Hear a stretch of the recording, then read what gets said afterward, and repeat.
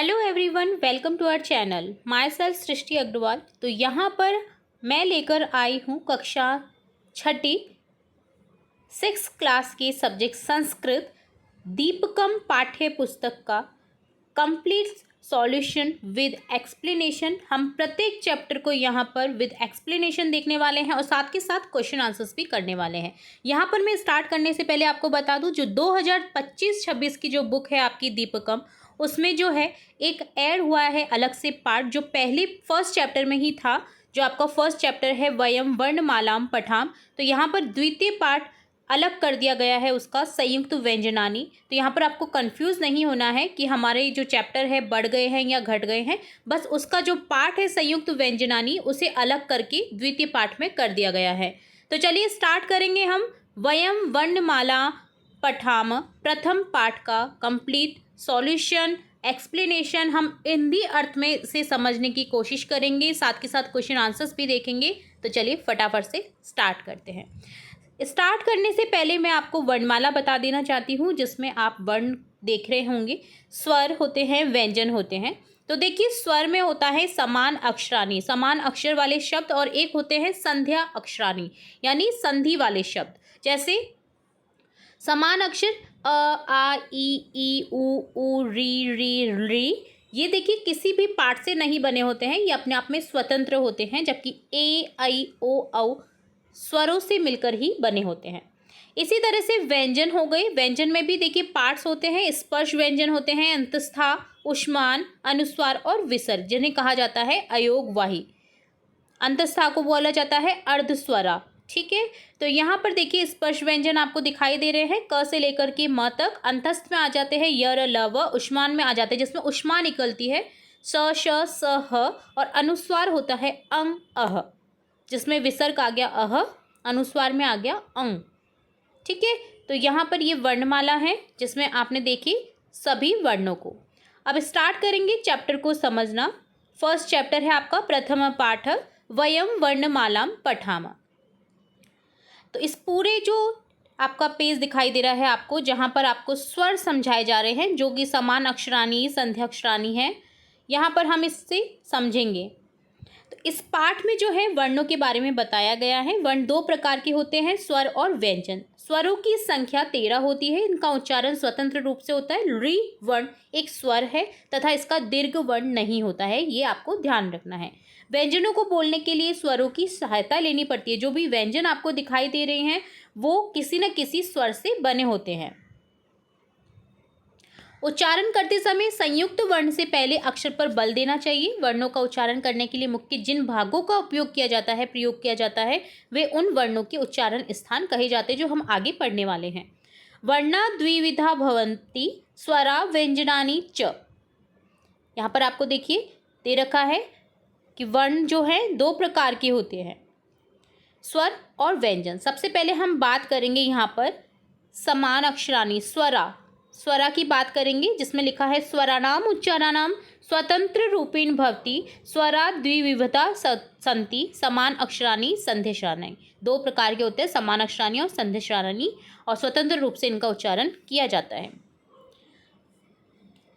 तो यहाँ पर वही चीज़ लिखी हुई है, जैसे स्वरों का उच्चारण स्वतंत्र रूप से होता है, और दो प्रकार के होते हैं स्वर, समान अक्षर और संधि अक्षर। अब समान अक्षर की बात करेंगे, समानाश्रानी, जिसका हिंदी अर्थ हो जाएगा समान अक्षर, जिसमें आते हैं आपके ह्रस्व और दीर्घ। दीर्घ में थोड़ी आपको कोशिश ज़्यादा करनी होती है, यानी ऊष्मा ज़्यादा लग रही है आपकी बोलने में। आप बोलेंगे जब अ, ई, उ, री, आ, ई, उ, री, देखिए यहाँ पर आपको बोलना पड़ रहा है इसे। री का देखिए दीर्घ नहीं होता है, री ऐसा ही रहेगा। री में अगर आप डबल री देख रहे हैं तो वो गलत होगा, उसका दीर्घ रूप नहीं होता है। री का होता है, री का नहीं होता है, ये आपको याद रखना है। ह्रस्व स्वर में आ गया अ, ई, उ, री, और दीर्घ में आ गया आ, ई, उ, री। ठीक है, सेकंड पार्ट की बात करेंगे संध्यश्राणी, जिसमें ये जो आपने देखे ह्रस्व स्वर और दीर्घ स्वर, इन्हीं के संयोजन से बनते हैं ये चारों जो वर्ण आपको दिखाई दे रहे हैं। ए, ऐ, ओ, औ। द्यो निश्चित स्वरों संधि द्वारा ये नवीना स्वर वर्णा जायन्ते ते संध्यक्षरा स्वरा भवन्ति। अधन ई ए, अधन उ ओ, अधन ए अधन ओ औ बनता है। री वर्ण से दीर्घा न संति, इसका दीर्घ वर्ण नहीं होता है। संधि शराना ह्रस्वा न संति, इनका ह्रस्व स्वर नहीं होता जो संधि अक्षर है। इति पाणिनीय शिक्षा सूत्र, यही शिक्षा सूत्र है आपके। और अनुस्वार अनुनासिक स्वर आपको मैंने बताया जो कि होते हैं चंद्र बिंदु वाले शब्द, चंद्र बिंदु वाले वर्ण, ठीक है, जिनका उच्चारण जो है मुखेन सह नासिक अपि उच्चाराति स्वरा अनुनासिक स्वरा भवन्ति, जिनका मुख्य नासिक के द्वारा यहाँ पर किया जाता है, नाक से उच्चारण किया जाता है। जब आप बोलेंगे इनको आ ई, तो यहाँ पर नाक का यूज हो रहा है, इसलिए इसे बोला जाता है अनुनासिक। तो बात करेंगे सबसे पहले संधि शरानी, जिसमें हमने देखा ए आई ओ औ ह्रस्व नहीं होता है, इनका दीर्घ स्वर ही होते हैं ये, जो कि किन से बने होते हैं। देखिए, दो निश्चित स्वरों के संधि के द्वारा जो नवीन वर्ण उत्पन्न होता है संधि अक्षर कहते हैं। अधन ई ए, अधन ए अधन उ ओ, अधन ओ औ। अब बात करेंगे अनुनासिक स्वर की। मुखेन सह नासिक्या अपि उच्चारिता स्वरा अनुनासिक स्वरा संति, मुख के साथ नासिका के द्वारा, नाक के द्वारा उच्चारण किए जाने वाले स्वर अनुनासिक स्वर होते हैं, ठीक है। तो ये हमने पढ़ ही लिया है। संधि ह्रस्व नहीं होते संधि अक्षर, और रीव इनके दीर्घ नहीं होते हैं, ये हमें पढ़ने वाला है, यहाँ पर इंपॉर्टेंट टॉपिक है, ठीक है। ये पेज हो गया आपका डन। अगला पेज आप देखेंगे व्यंजनानी से संबंधित, जिसमें आपको व्यंजन की परिभाषा दी गई है, व्यंजन कैसे बनते हैं, स्वरों का यहाँ पर क्या योगदान है व्यंजन बनने में, वो आप देख पा रहे हैं। इनके बीच 4 भेद होते हैं व्यंजन के, जो कि हम प्रत्येक पार्ट में देखते हुए जाएंगे। सबसे पहले बात करेंगे व्यंजनानी, व्यंजन जिन्हें हिंदी में कहा जाता है। व्यंजनानाम उच्चारणे कस्यचित् स्वरस्य सहायता अवश्यम भवति, अतः वर्णमालायां व्यंजनानाम उच्चारणार्थ सर्वत्र स्वरस्य योजनम भवति, व्यंजनों के उच्चारण में किसी स्वर की सहायता आवश्यक होती है, अतः वर्णमाला में व्यंजनों के उच्चारण के लिए अ स्वर जुड़ा रहता है। किसी भी वर्ण को उठा करके ले लीजिए, उसमें अ जुड़ा ही रहेगा, नहीं तो वो हलंत के रूप में दिखा जाता है। उदाहरण के तौर पे देखिए, क हलंत में जब अ जुड़ा तो क बना, ग में अ जुड़ा तो ग बना, ख हलंत में जुड़ा तो ख बना, घ हलंत में अ जुड़ा तो घ बना। अत्र व्यंजन केवल जो व्यंजन सिर्फ होंगे वो होंगे क हलंत, ख हलंत, ग हलंत, ख हलंत इत्येव अस्ति। अत्र अ स्वर केवल उच्चारणार्थ योजित अस्ति, उच्चारण के लिए यहाँ पर अ स्वर का यूज किया जाता है, जिससे ये बन जाता है क ख ग घ। अत्र व्यंजन केवल क ख ग इत्येव अस्ति, यहाँ व्यंजन केवल क ख ग घ हलंत यही है। अत्र अ स्वर केवलम उच्चारणार्थ योजित अस्ति, यहाँ अ स्वर का जुड़ाव केवल उच्चारण के लिए है। व्यंजनानाम चत्वार भेदो अस्ति, व्यंजनों के 4 भेद होते हैं, जिसमें सबसे पहला भेद है आपका वर्गीय स्पर्श वर्ण, वर्गीय स्पर्श वर्ण, जो स्पर्श वर्ण का वर्ण, जिसमें आपके देखिए 5 वर्ग होते हैं। क वर्ग में आता है ख, क ख ग घ, च में आता है च छ ज झ ञ, ट में आता है ट ठ ड ढ ण, त में आता है त थ द ध न, प में आता है प फ ब भ म। ये आपके स्पर्श वर्ण है क से लेकर के म तक। वर्गीय व्यंजन वर्णा स्वकीय उच्चारण स्थानुसारेण पंचसु वर्गेषु विभक्ता भवन्ति। वर्ग व्यंजन अपने उच्चारण स्थान के अनुसार 5 वर्गों में विभक्त होते हैं, क वर्ग, च वर्ग, ट वर्ग, त वर्ग और प वर्ग, जैसा कि आप देख पा रहे हैं। ये हो गया आपके स्पर्श वर्ण की बात। अब आगे सेकंड पार्ट है इसका व्यंजन में, अंतस्था वर्ण। अंतस्थ यानी अंदर की ओर से जो बोले जाते हैं। देखिए, आप जब बोल के देखेंगे तो आपके कंठ से निकलेगी आवाज, जैसे य र ल व, ठीक है। अंतस्थ वर्ण बहुत्र सर्वस्वर वर्णानां स्थाने जायन्ते, अतः एते अर्धस्वरा इत्यपि उच्यन्ते। जिसकी बात करेंगे हम, देखिए जो अंतस्थ वर्ण होते हैं स्वर वर्णों के स्थान पर उत्पन्न होते हैं। ये अर्ध स्वर भी कहलाते हैं, याद रखिएगा, ये बहुत इंपॉर्टेंट लाइन है। अर्ध स्वर कौन से कहलाते हैं? जो अंतस्थ वर्ण होते हैं, क्योंकि ये स्वर वर्णों के स्थान पर उत्पन्न होते हैं। जैसे ईधन अ य बना, य में अ जुड़ा, य बना कंप्लीट। री में अ जुड़ करके री, रे में अ जुड़ा तो र बन गया। री में अ जुड़ा ल, और ल में अ जुड़ गया ल हलंत में तो ल बन गया। ऊ में अ जुड़ा व हलंत में अ जुड़ गया तो व बन गया। य र ल व की बात हो रही है यहाँ पर, ठीक है। इनके सभी एग्जाम्पल भी आप देख पा रहे हैं, जिसमें आपको देखिए दिख रहा है य से बना यदि धन अपि यद्यपि, पितृधन आज्ञा पित्राज्ञा, री धन आकृति लाकृति, सुधन आगतम स्वागतम। क्योंकि जब ऊ की मात्रा जब टूटेगी तो वो व में टूटेगी, ठीक है, ये आपको ध्यान रखना है यहाँ पर। तो इन्हें अर्ध स्वर भी कहते हैं, य र ल व को।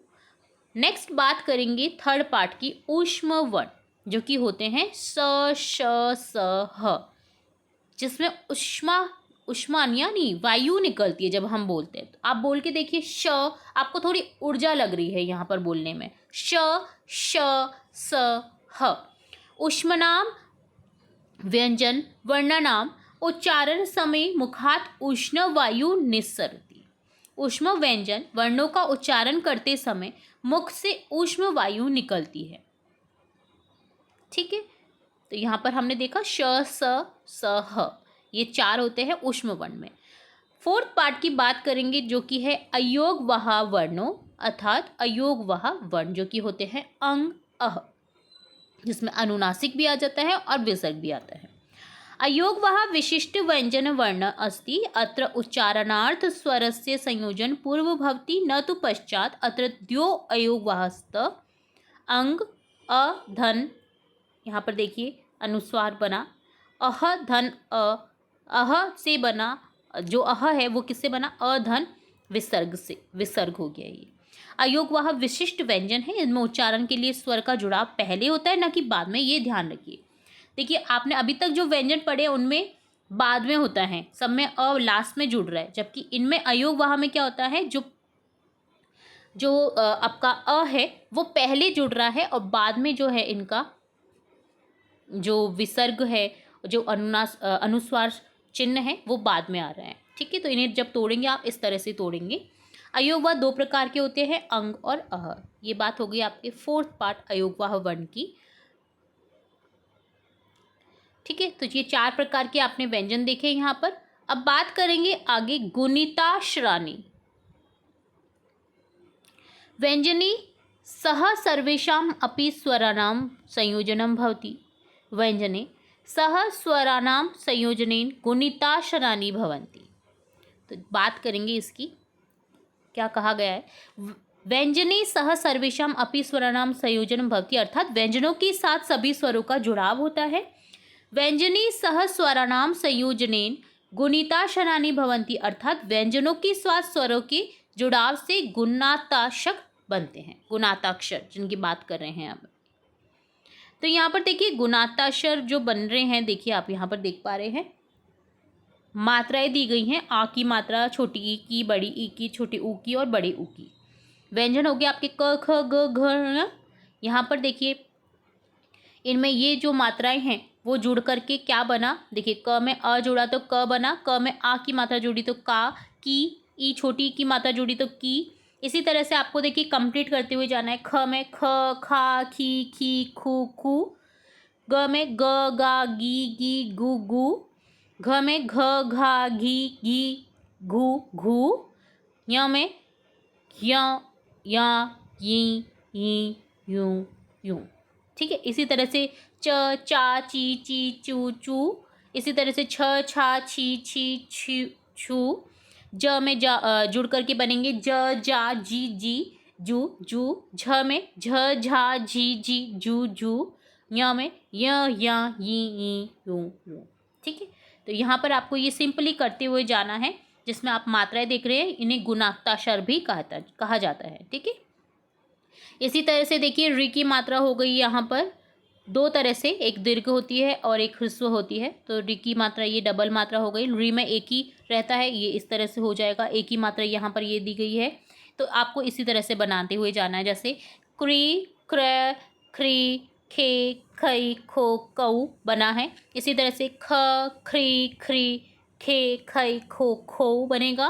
ग, ग्री, ग्री, ग्ली, गे, गई, गो, गऊ बनेगा। घ, घा, घी, ये जो पहले हमने बनाया था ग्री, घ्रे, ग्रिल, घे, घई, घो, घऊ, और इसी तरह से आप आगे बनाएंगे श्री, श्रे, च, चे, चे, चो, चौ। इसी तरह से आपको आगे लिखते हुए जाना है। च वर्ण को, च वर्ग जो है च, छ, ज, झ, न यहाँ पर आ जाएगा। इसी तरह से आप ट वर्ग में बनाएंगे। सबसे पहले तो आप आ, ई, ऊ की मात्रा जोड़ेंगे ट वर्ग में, देन त वर्ग में जोड़ेंगे, देन प वर्ग में जोड़ेंगे। इसी तरह से आप यहाँ पर री की मात्रा जोड़ेंगे, री की मात्रा जोड़ेंगे, ए, आई, ओ, औ की मात्रा जोड़ते हुए जाएंगे ट वर्ग में, त वर्ग में और प वर्ग में। ठीक है, तो ये आप समझ पा रहे हैं। आपको फर्स्ट लाइन दे दी गई है, आपको आगे की कंप्लीट करनी है खुद से। ठीक है, प, फ, ब, भ, म इस तरह से यहाँ पर आ जाएगा और आपको लिखते हुए जाना है। ठीक है, तो ये बात हो गई गुणाक्ताक्षर की। इसी तरह से आप य, र, ल, म में करेंगे। आ, ई, अ, ई, ऊ की मात्रा जोड़ेंगे य वर्ग में, देन श, श, स में, ह में जोड़ेंगे। इसी तरह से आपका ये कंप्लीट हो जाएगा। और बात करेंगे देखिए यहाँ पर विसर्ग और अनुस्वार की, तो अंग, आ, ई, यहाँ पर भी इसमें देखिए मात्राएं जुड़ गई हैं जो कि इस तरह से आपको दिख रही हैं। विसर्ग में विसर्ग जोड़ेंगे तो अ, आहा, इही, उही, ऊ, उहु बनेगा। इसी तरह से देखिए क में अगर स्वर जोड़ते हैं प्लस अनुस्वार जोड़ते हैं तो क्या बनता है, कम, काम, कीम, इस तरह से बन जाएगा। ठीक है, इसी तरह से ख में स्वर जोड़ करके विसर्ग लगाना है आपको, ख, खा, खीम, खीम, तो यहाँ पर आपको मात्राएं जोड़ती हुई जानी है। इसी तरह से आपको सभी में जोड़ना है। देखिए य आ गया यहाँ पर, र आ गया, ल आ गया और व आ जाएगा यहाँ पर। इसी तरह से यहाँ पर श्र है तो श्र में श, श, स, ह, यहाँ पर ये वाला वर्ग आ जाएगा। इसी तरह से री, देखिए री आपको दी गया है, रिम, रेम, रीम, जब आप अनुस्वार और विसर्ग जोड़ रहे हैं तो इसी तरह से आपको यहाँ पर भी अभ्यास करते हुए इसको कंप्लीट करना है।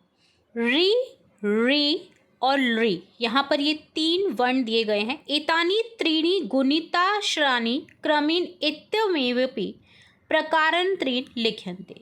इन 3 गुणिताक्षर को इस क्रम में इसी तरह से लिखा जाता है जो कि सिर्फ संस्कृत में ही पाया जाता है। ठीक है, आगे बात करेंगे वयम शब्दार्थम जानी, शब्दों को भी जानेंगे हम। जैसे पित्राज्ञा, जिसका अर्थ होता है पितु आदेश, पिता का आदेश हिंदी भाषा में कहेंगे और इंग्लिश में बोलेंगे फादर्स ऑर्डर। तो आपकी जो मातृभाषा है, जो भी मातृभाषा है, जैसे आपकी पंजाबी है, संस्कृत है, मराठी है, आपको यहाँ पर उसमें लिखना है। जैसे पित्राज्ञा को आप अपनी मराठी या मारवाड़ी लैंग्वेज है, गुजराती लैंग्वेज है, पंजाबी लैंग्वेज है, आप उसमें क्या कहेंगे तो यहाँ पर आपको वो लिखना है। सभी अक्षर यहाँ पर जो दिए गए हैं, सभी शब्द दिए गए हैं, उनकी आपको मातृभाषा में अर्थ लिखना है। लाकृति, ल बन का रूप, एक एक, हर एक, अज बकरा को बोलते हैं, वधु विवाहिता नारी, मातृणम माता का ऋण, कृतम माना हुआ, ऋकार ऋवन, ओम एकाक्षर ब्रह्म, औषधम औषध को बोलते हैं, जीवा जीव, नामधेयम नाम, भगिनी बहन, भ्राता भाई, पितामही दादी, पितामह दादा, मातामही नानी, मातामह नाना, पिता से जुड़े हुए वो दादा दादी और माता से जुड़े हुए वो नाना नानी। सुश्री को बोलते हैं कुमारी, श्री को बोलते हैं लक्ष्मी सौंदर्य। सुश्री, देखिए जो अनमैरिड गर्ल्स होती है उसमें सुश्री लगाया जाता है, जबकि जो मैरिड गर्ल्स होती हैं उनके लिए आगे लगाया जाता है श्री। ठीक है, इसी से समझ पा रहे हैं आप। इसी तरह से उपाधि को बोला जाता है विशेषता, प्रथम नाम अर्थात पहला नाम। इसी तरह से आपके आगे है मध्य नाम अर्थात बीच का नाम, अंत्य नाम अर्थात अंतिम नाम, कुल नाम अर्थात कुल गोत्र या वंश का नाम, फैमिली नेम। ठीक है, तो वो आपको मातृभाषा में लिखना है। तो ये आपका कंप्लीट चैप्टर होता है डन, जिसमें हमने सभी वर्णों से संबंधित जो आपके पार्ट्स थे वो देख लिए हैं। आगे बात करेंगे अभ्यास की, इसका अभ्यास भी हम इसी पार्ट में देखने वाले हैं। तो देखिए फर्स्ट क्वेश्चन है कस्य चित्रम वदंतु लिखंतु च, चित्र के अनुसार आपको लिखना है। जैसे ये है गणेश, तो इसी तरह हम आगे भी लिखेंगे। तो ये है जैसे श्री राम, कपोत, नासिका, मृग, भारतवर्षम, डमरू, ढक्का। इसको क्या बोलेंगे, डमरू भी बोल सकते हैं या ढक्का भी बोल सकते हैं, आप जो भी अच्छा लगे वो आप लिख सकते हैं। चम्मच को बोलेंगे चमस। अग्नि ये है पाद। तो यहाँ पर आपको लिख देना है सभी के आंसर, ठीक है। नेक्स्ट क्वेश्चन है सेकंड, चित्रम पश्यन्तु पट्टिकात समुचिताम वर्णा समूहान चित्वानी रिक्त स्थानी पूरयन्तु। वर्ण दिए गए हैं, आपको पूर्ण करना है। जैसे ये है पंकजम, ठीक है, पंकजम कमल का फूल को बोलते हैं, पंकज भी बोला जाता है इसे। इसी तरह से आप सभी वर्णों को पूरा करेंगे। यहाँ पर आपको देखिए हिंट भी दी गई है। तो ये है जैसे ढक्का, ये है क्योंकि फर्स्ट अक्षर यहाँ पर दिया गया है, ठीक है। देखिए फर्स्ट यहाँ पर लेटर दिया गया है, तो हम यहाँ पर का जोड़ेंगे, ढक्का बन गया। इसी तरह से देखिए चंद्र, च में इंद्र जोड़ गया। ये है अष्ट, 8 जिसको बोलते हैं, 8 को इसी तरह से लिखा जाता है संस्कृत में। ये है दंता, द से अंता जुड़ गया, दंता बन गया। ये है वृक्ष, ये है शंख, ऊंख जुड़ गया यहाँ पर। ये है सूंड, सूंड बोलते हैं इसको हिंदी में, सूंड, हाथी की जो सूंड होती है उसको जो संस्कृत है उसमें बोला जाता है शुंड, ठीक है, इंड जुड़ गया यहाँ पर। यह है त्रिशूलम, यह है चंचू, चौंच को बोला जाता है, ठीक है, जो चौंच दिखाई दे रही है आपको, यह है च में इंचू जुड़ जाएगा, चंचू हो जाएगा, चंचूहा। यह है पंकजम जो आपको एग्जाम्पल में दिया गया है। तो आपको इस तरह से सभी के आंसर लिख देने हैं। अगला थर्ड क्वेश्चन है, प्रथम वर्णेन पदम वदंतु लिखन्तु च। आपको प्रथम वर्ण से यहाँ पर शब्द लिखने हैं। जैसे अ से है अग्नि, अस्त्रम, न से है नदी, नौका। इसी तरह से आपको आगे शब्द लिखने हैं, ठीक है।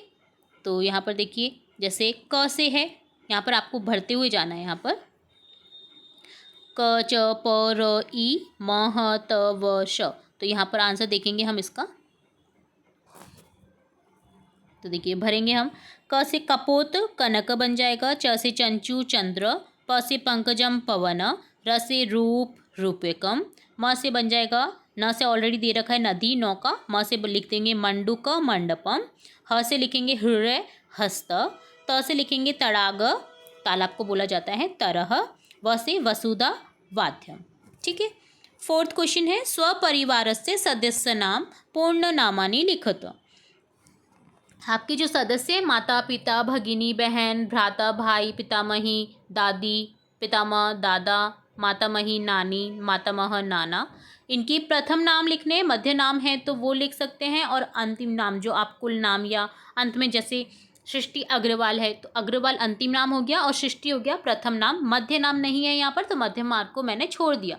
इसी तरह से आपको अपने ये लिखने हैं नाम, छात्र को स्वयं करने हैं ये, क्योंकि आपके जो आपके माता पिता, भाई बहन जो भी हैं, दादा दादी, नाना नानी, उनके नाम लिखने हैं आपको सिंपल। मध्य नाम नहीं है तो आपको घबराने की जरूरत नहीं है। जैसे सुरेश कुमार जाधव, ठीक है, तो यहाँ पर मध्य नाम है कुमार, तो यहाँ पर आप लिख दीजिए। बट अगर सुरेश यादव बोलेंगे तो यहाँ पर सुरेश यादव प्रथम और अंतिम में आ जाएगा, मध्य नाम को आप ब्लैंक छोड़ देंगे, ठीक है।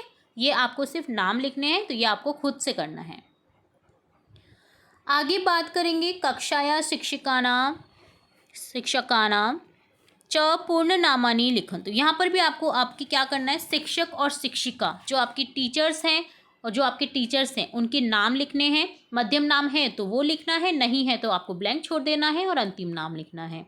अंतिम नाम भी नहीं है, कई लोग सिर्फ जैसे मंजू लिखा तो सिर्फ मंजू लिखा है, तो मंजू लिखना है आपको, अंतिम नाम नहीं लिखना है, ठीक है। तो ये भी आपको खुद से ही करना है, दोनों क्वेश्चन आपको खुद से ही करने हैं। मित्राणाम पूर्ण नामानि, यहाँ पर आपको मित्रों के नाम लिखने हैं, आपके फ्रेंड्स के नाम। जैसे मेघा गुप्ता, तो मैंने मेघा गुप्ता लिख दिया, बट मध्य नाम नहीं है तो मैंने ब्लैक छोड़ दिया। मेघा कुमारी गुप्ता है तो यहाँ पर मेघा लिख देंगे, कुमारी को मध्य नाम में लिख देंगे और गुप्ता को अंतिम नाम लिख देंगे। समझ में आ गया आपको? ये भी आपको स्वयं ही करना है, ठीक है।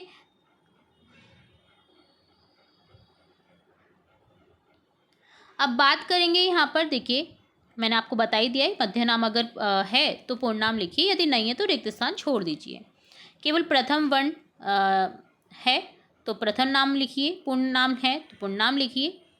ठीक है, प्रथम वर्ण को ना लिखें सिर्फ। ठीक है, एक वर्ण को नहीं लिखना है आपको, आपको पूरा शब्द लिखना है। तो ये बात हो गई यहाँ पर। अब बात करेंगे यहाँ पर योग्यता विस्तार।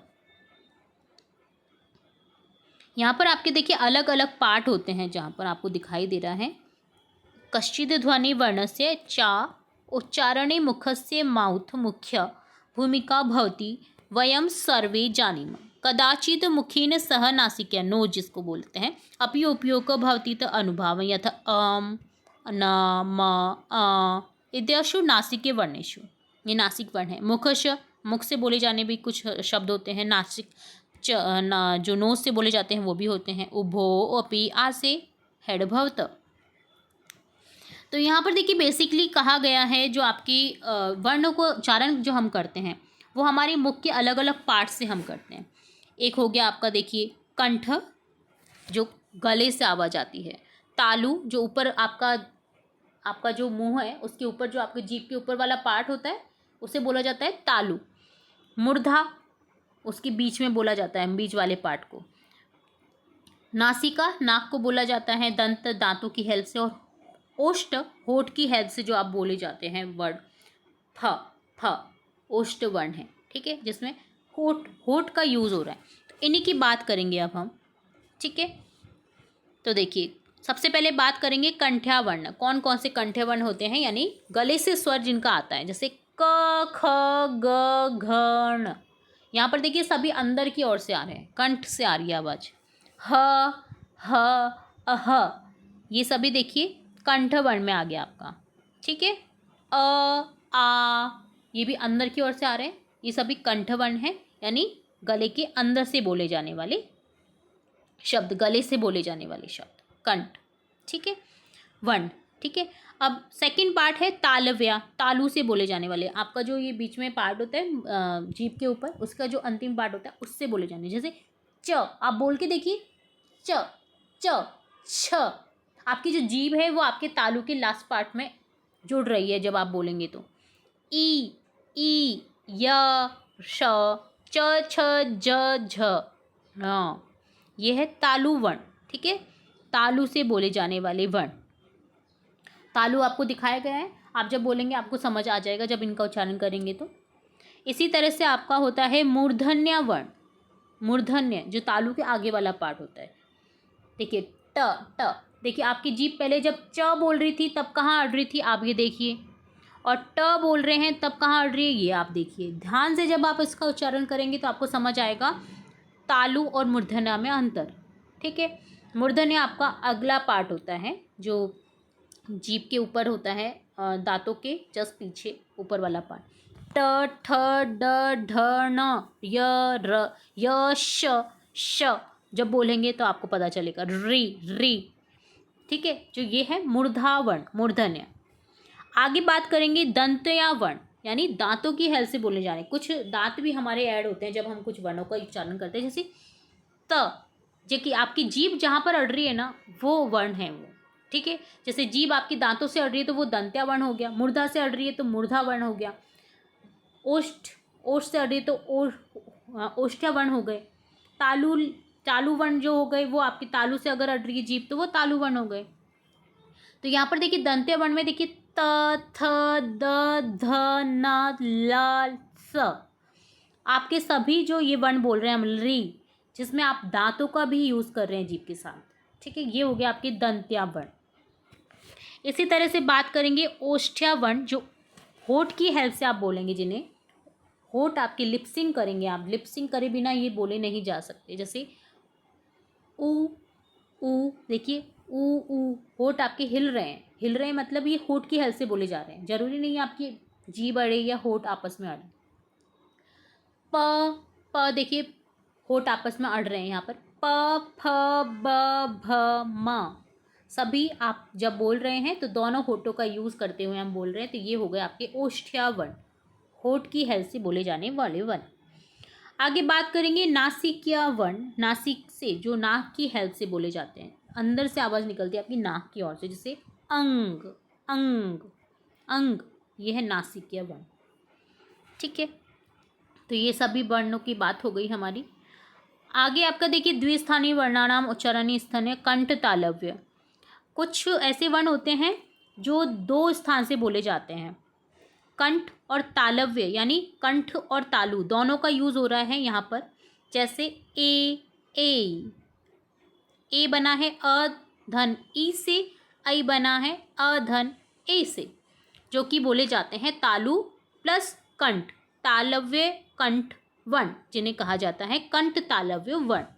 ठीक है, कंफ्यूज नहीं होना है। कंठ तालव्य वर्ण अगर आपको क्वेश्चन पूछा जाए तो कौन सा है, ए ऐ। इसी तरह से कंठोष्ठ है, जिसमें कंठ और ओष्ठ है, होठ और कंठ दोनों का यूज हो रहा है। जैसे है ओ औ, जिसमें होठ भी अड़ रहे हैं और कंठ से भी आवाज आ रही है। ठीक है, ओ औ। ठीक है, यहाँ पर आपको ये याद रखने हैं।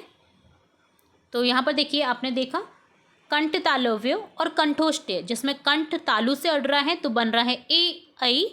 कंठ ओष्ठ से, होठ से अगर हो रहा है इंक्लूड, कंठ और ओष्ठ से उच्चारित होने वाले वर्ण हो गए आपके ओ औ, जो कि बना है ओ बना है अधन उ से और औ बना है अधन ओ से।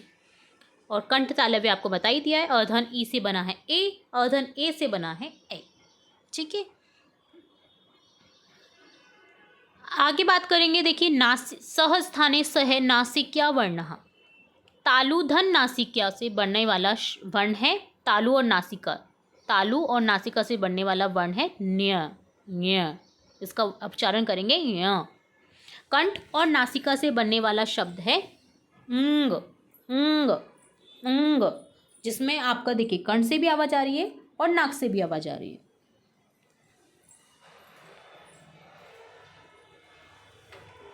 इसी तरह से देखिए मूर्धा धन नासिका, मूर्धा और नासिका का यूज हो रहा है जिसमें, तो ऐसा वर्ण है आपका न न न।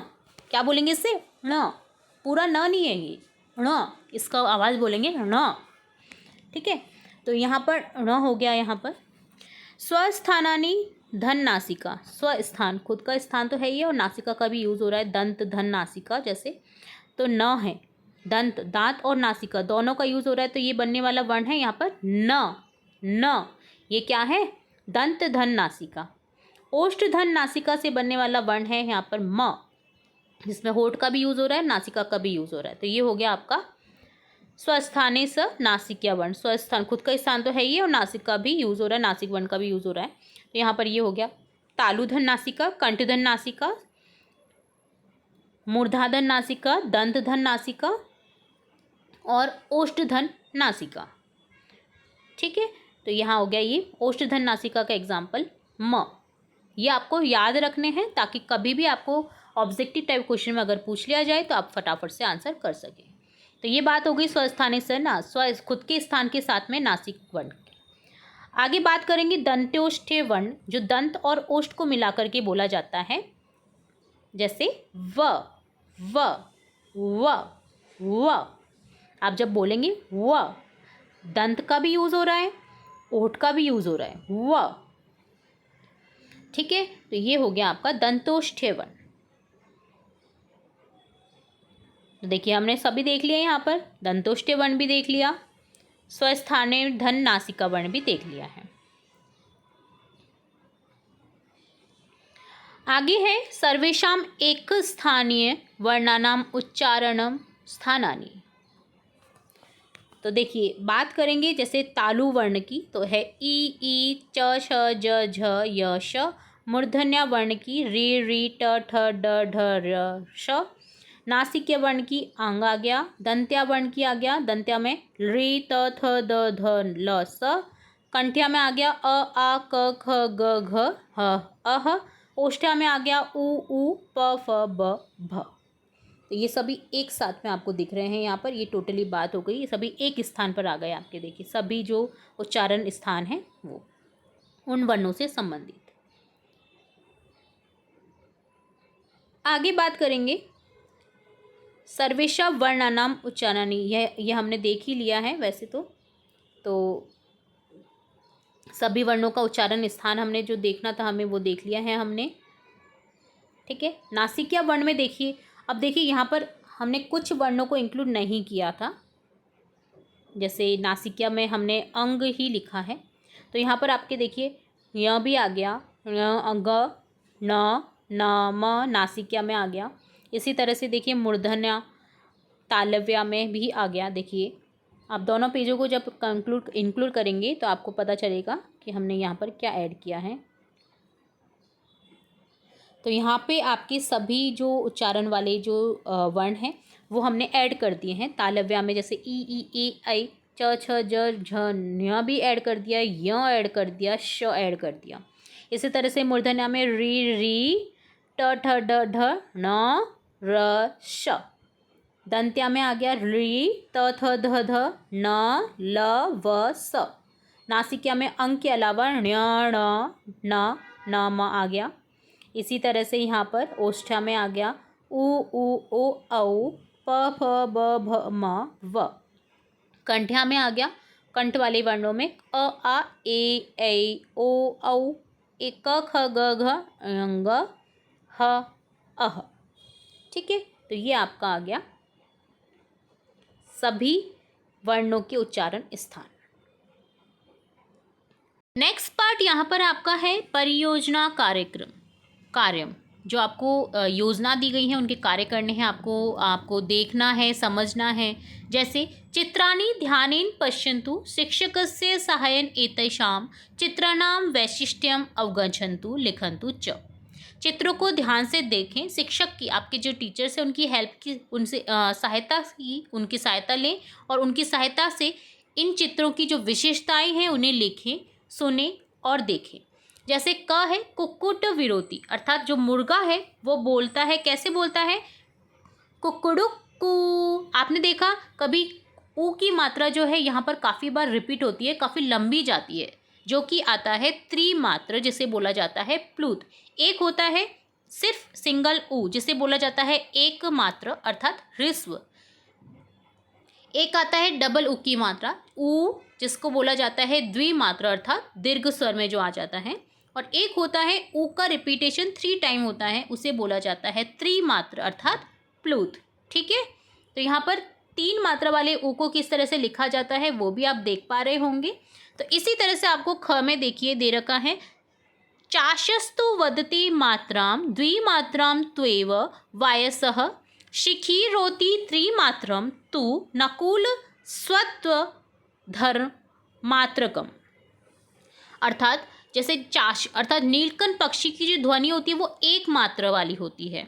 ठीक है, इसी तरह से काक पक्षी, वायस पक्षी अर्थात काक जो कौवा होता है उसकी मात्रा होती है काव काव, 2 बार बोलता है वो, द्विमात्र ध्वनि करोती यानी 2 मात्रा वाली ध्वनि करता है।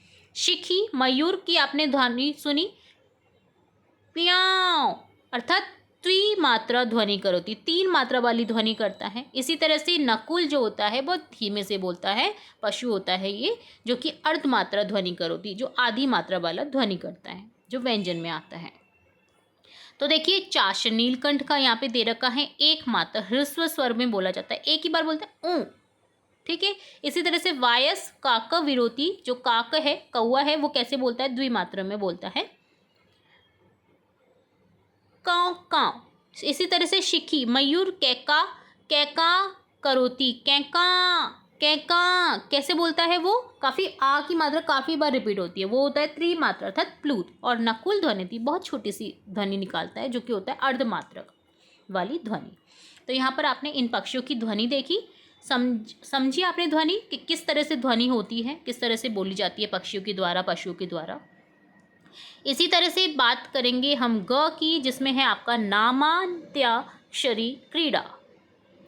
तो देखिए ग को हम समझेंगे, जिसमें आपको क्या करना है, शिक्षिका शिक्षक छात्रान् समूहद्वयेन विभज्य प्रथम गणस्य छात्रं स्वनामध्ये वक्तुं निर्दिशति। छात्र स्वनामध्यं वदति, तदनंतर द्वितीय गणस्य छात्र उत्तिष्ठति। उक्तस्य नामधेयस्य अंतिम व्यंजन वर्ण विसर्गातिरिक्तं स्वीकृत्य तेन वर्णेन आरभ्यमाणं किञ्चित् नाम भवति। तथा अग्रे उक्तस्य नामधेयस्य अंतिम व्यंजन वर्ण अर्थात विसर्ग रिक्तिं स्वीकृत्य पुनः प्रथम गणस्य छात्र छात्र उत्थान तेन वर्णेन आरभ्य माणं किंचित अन्यद नामधेय वदति अनेन प्रकारेण क्रमशः क्रीडा प्रचलति। जिसका अर्थ है शिक्षिका या शिक्षक छात्रों को दो समूह में बांटकर प्रथम समूह के छात्रा को अपना नाम बोलने के लिए निर्देशित करें। छात्रा जो है अपना नाम बोलते हैं, उसके बाद द्वितीय समूह के छात्रा उठते हैं, बोले गए नाम की अंतिम व्यंजन वर्ण विसर्ग की अतिरिक्त को स्वीकार कर उस वर्ण से शुरू होने वाले कोई नाम बोलते हैं। जैसे आप अंताक्षरी खेलते हैं जिसमें अंतिम स्वर जैसे आता है म, तो म से ध्वनि स्टार्ट करते हैं, म से गाना स्टार्ट करते हैं। इसी तरह से आपको जो बोले गए नाम है, जैसे राम बोला, विनय बोला, तो यह लेगा कोई छात्र और उससे रिलेट नाम बोलेगा, तो ये आपको शुरू होने वाले कोई नाम बोलेंगे। उसके बाद आगे बोले गए नाम की अंतिम व्यंजन वर्ण विसर्ग के अतिरिक्त को स्वीकार कर, विसर्ग नहीं लेना है, उसके अतिरिक्त जो वर्ण है उसको लेना है। पुनः प्रथम समूह के छात्र छात्रा उठ करके उस वर्ण से शुरू होने वाला कोई अन्य नाम बोलते हैं। इसी प्रकार से ये क्रमशः खेल चलता रहता है। तो ये एक खेल है जिसे आप अपने शिक्षकों की हेल्प से अपनी कक्षा में परफॉर्म कर सकते हैं। काफ़ी इंटरेस्टिंग खेल है, तो होप सो आपको मज़ा आएगा यहाँ पर। ठीक है, तो ये हो गया आपका खेलने युक्त जो आपका दे रखा है परियोजना। घ में है उच्चारण स्थानानाम पाणिनीय शिक्षा सूत्रानी। उच्चारण के अनुसार जो है सूत्र दिए गए हैं जिन्हें आप अगर लर्न कर लेंगे तो आपको कभी कन्फ्यूज़न नहीं होगा कि कौन से वर्णों का उच्चारण कहाँ से होगा। जैसे अकुह विसर्जनीया कंठया, अकुह, अकुह में आ गया आपका, देखिए अ आ क ख ग घ ङ ह विसर्ग अह एतेषाम् उच्चारण कंठ स्थाने भवति। अकुह विसर्जनीया कंठया, कंठ स्थान है इन सभी वर्णों का। इसी तरह से अगला सूत्र है इच्चुय शास तालव्य। इच्चु श में आ गया, इच्चु यश या शास में आ गया ई च छ ज झ य श एतेषाम् उच्चारणम तालु स्थाने भवति। तालु स्थान है यहाँ पर इन वर्णों का उच्चारण स्थान जो है। इसी तरह से है ऋतु रसा मूर्धन्य। ऋतु रसा में आ गया, देखिए री ट ठ, टू का मतलब है ट वर्ग, ट ठ ड ढ न, रशा, रशा अलग से आ गया यहाँ पर, जैसे यहाँ पर रशा इसमें जुड़ गया है। एतेषाम उच्चारणम मूर्ध स्थाने भवति, ये मूर्धन्य स्थान रखते हैं सभी वर्ण। इसी तरह से है ऋतुलसा दंत्या, ऋतु री और त वर्ग आ गया, देन आ गया लसा ल और स, एतेषाम उच्चारणम दंते स्थाने भवति, दांतों का स्थान यूज होता है इनके उच्चारण में, तो ये एक सूत्र हो गया। इसी तरह से उपुपधमान्या ओष्ठ्या, उपु उ और प में आ गया प वर्ग, देन उपध्यमान्य, ये सभी आ गए यहाँ पर, धमनय यहाँ पर ये सभी आ गए आपके उपधमन्या में आ गए ओष्ठ स्थान, होठ के स्थान पर। ठीक है, य न मा स्वस्थान नासिका स्थान, स्वस्थान प्लस नासिका जिसमें आ गए य न म, एतेषाम उच्चारण उभयो स्थाने स्वस्थाने से नासिका स्थाने अपि भवति, स्वस्थान के साथ में नासिक स्थान भी आता है। ए ऐ कंठ तालव्यो, ए ऐ का है कंठ तालव्यो स्थान, ए ऐ एते उच्चारण उभयो कंठ तालु स्थान भवति। ओ औ कंठोष्ठ्य, कंठोष्ठ कंठ धन ओष्ठो से स्थान जो बनता है उसे बोला जाता है कंठोष्ठ्यो। ओ औ आता है, एते उच्चारण उभयो कंठ ओष्ठ स्थानो भवति। इसी तरह से वकारो दंत्योष्ठ्य, व अस्य उच्चारणम, व का उच्चारण है उभयो दंत ओष्ठो, दंत और ओष्ठ दोनों के स्थान से होता है। अनुस्वार यमा नासिक्य, अनुस्वार जो होते हैं अंग, यमः च एतेषाम उच्चारण नासिक स्थान भवति, ये नाक के स्थान पर बोले जाने वाले वर्ण हैं।